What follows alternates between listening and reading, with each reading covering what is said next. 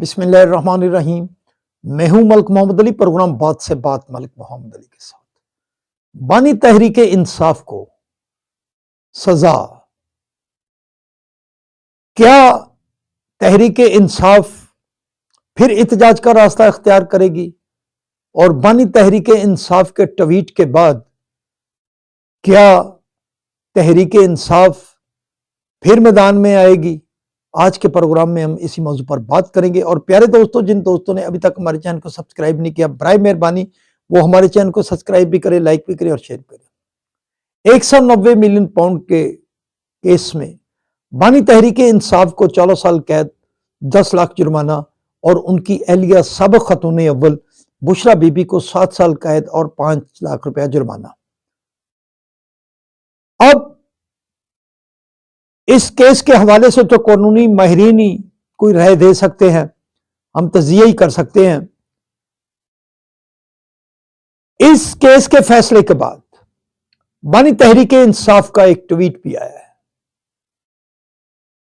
इससे कबल चंद रोज कबल भी एक ट्वीट आया था, उसमें भी बड़े सख्त अल्फाज मौजूद थे। और सजा के बाद भी जो ट्वीट आया उसके अल्फाज भी बहुत सख्त है। बड़े सारे हवाले दिए गए। हमूदुर रहमान कमीशन की रिपोर्ट का हवाला दिया गया, 1970-71 के वाकयात का भी जिक्र किया गया है। तो क्या तहरीक इंसाफ फिर अग्रेसिव मोड में है?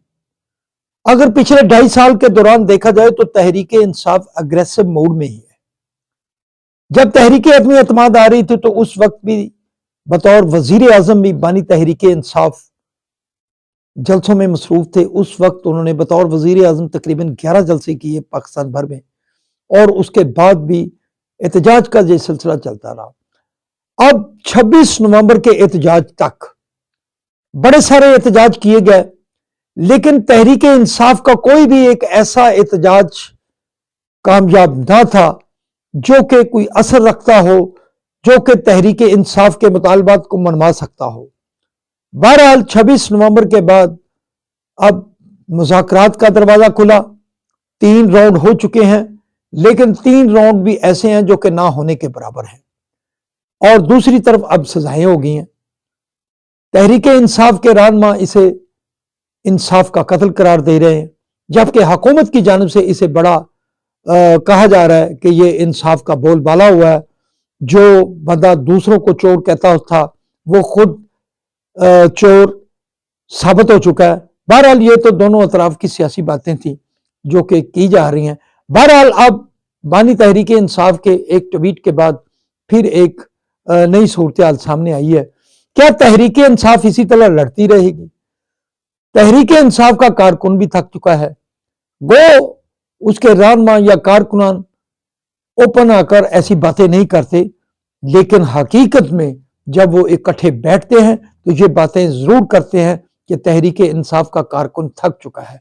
बहरहाल तहरीक इंसाफ की मकबूलियत में कोई शक नहीं, बहुत आगे है, लेकिन तहरीक इंसाफ को सियासत में अपनी ग्राउंड बनाने के लिए बड़े सारे फैसलों पर नजरसानी करनी होगी, और उन फैसलों पर नजरसानी ही से तहरीक इंसाफ का मुस्तकबिल आगे रोशन होगा।